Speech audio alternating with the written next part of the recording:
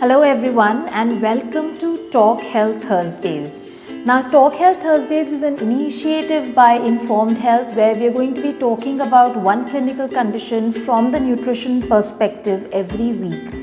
And as I had shared, this week's topic is anemia. So what is anemia? Deficiency of iron, which is a very important mineral in the body, is called iron deficiency anemia. And iron plays a very important role, in the entire functioning of the body, and also because it is one of the chief constituents of hemoglobin. It is very, very important.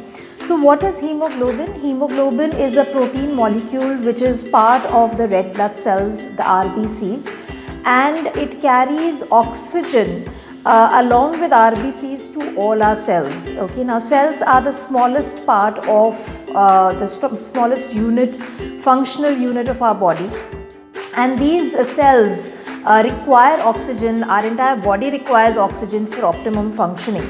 So RBCs carry hemoglobin in the RBCs carry this oxygenated blood to each cell, and in return carries back carbon dioxide, right? So whenever there is a reduced amount of hemoglobin in the body, we feel symptoms of tiredness, fatigue, dizziness. अगर आप अपने blood tests कराते हैं तो आप देखते होंगे complete blood count CBC में there is a component called hemoglobin.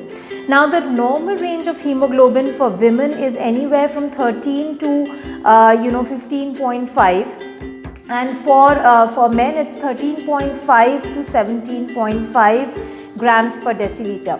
So in women, as I said, it's 12 to 15.5.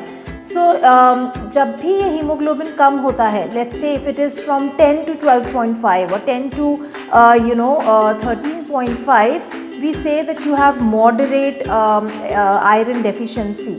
Similarly, when it is less than 8, it is a severe hemoglobin deficiency, severe iron deficiency in the body, and that requires attention. You can't just ignore it.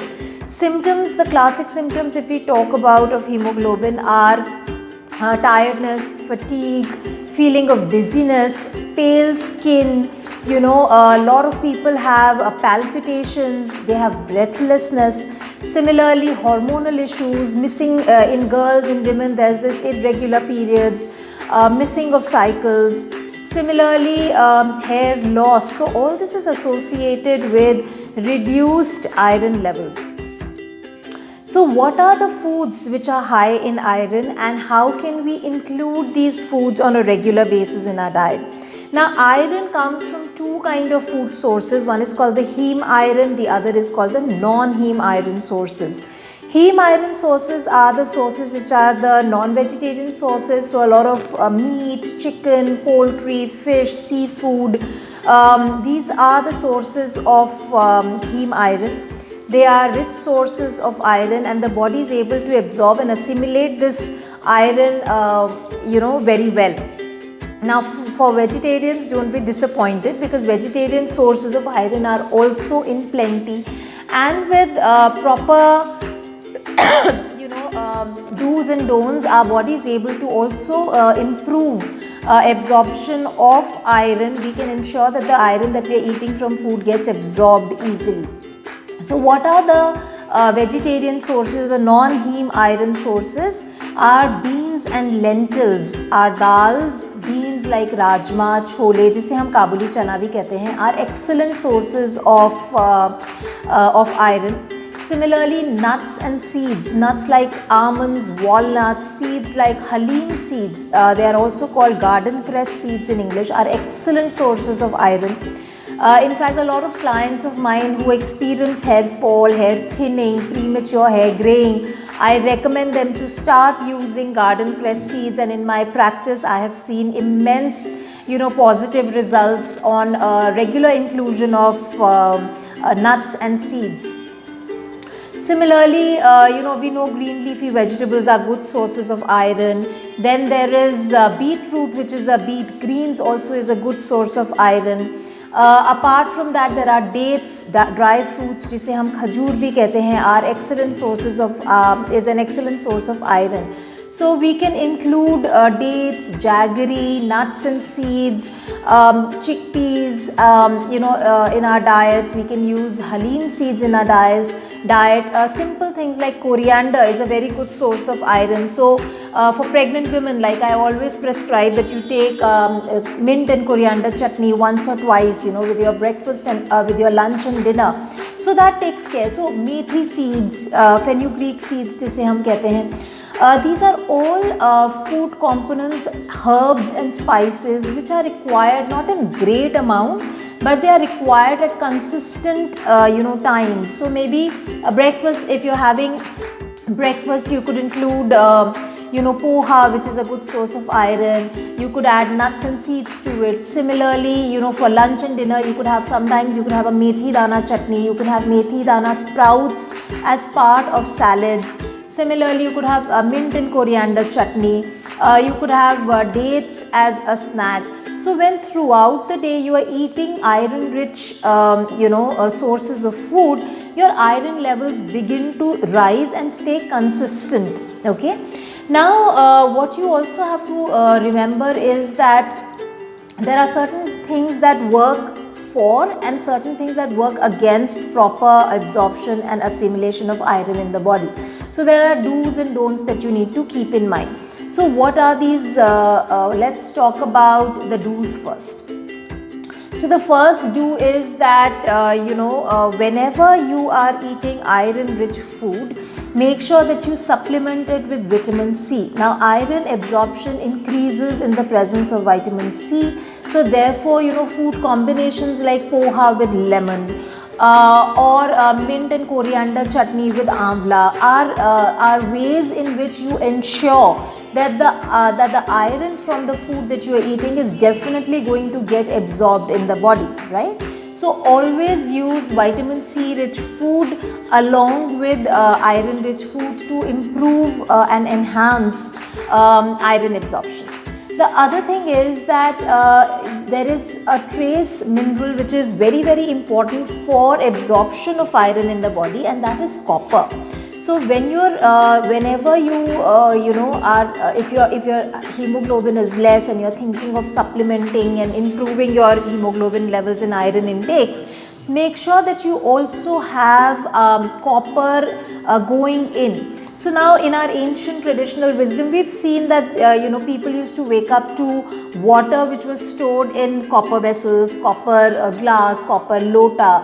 So make sure that you have a practice of having either cooking in copper vessels or storing water in copper vessels, so that throughout the day you are having food or beverages which are induced with copper and they are going into your body, and there is good amount of copper which will ensure iron absorption from the food that you are eating. The don'ts that I would want to talk about here are that there are certain foods which come in the way of iron absorption. So do's and don'ts, basically we are focusing on proper assimilation and absorption of iron by the body. So there are certain nutrients which are called anti-nutrients which come in the way of iron absorption.